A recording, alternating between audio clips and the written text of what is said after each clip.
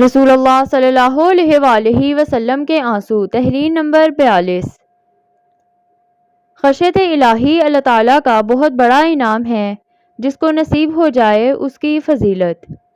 حضرت فضیل مشہور بزرگ ہیں، کہتے ہیں کہ اللہ کا خوف ہر چیز کی طرف رہبری کرتا ہے۔ حضرت شبلی کے نام سے سبھی واقف ہیں۔ وہ کہتے ہیں کہ جب بھی میں اللہ سے ڈرا ہوں، اس کی وجہ سے مجھ پر حکمت اور عبرت کا دروازہ کھلا ہے جو اس سے پہلے نہیں کھلا۔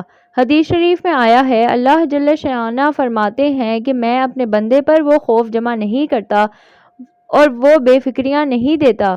اگر دنیا میں مجھ سے بے فکر رہے تو قیامت سے ڈراتا ہوں، اور اگر دنیا میں ڈرتا رہے تو آخرت میں بھی بے فکری عطا کرتا ہوں۔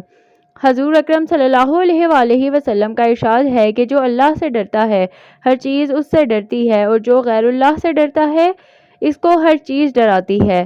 یحییٰ بن معاذ کا قول ہے کہ آدمی جہنم سے اتنا ڈرنے لگے جتنا تنگ دستی سے ڈرتا ہے تو سیدھا جنت میں جائے گا۔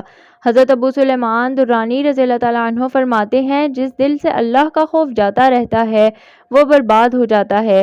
رسول اللہ صلی اللہ علیہ وآلہ وسلم کا ارشاد ہے، جس آنکھ سے اللہ کے خوف کی وجہ سے ذرا سا آنسو نکل آئے، خواہ مکی کے سر کے برابر ہی کیوں نہ ہو، اللہ تعالیٰ اس چہرے پر جہنم کی آگ کو حرام فرماتے ہیں۔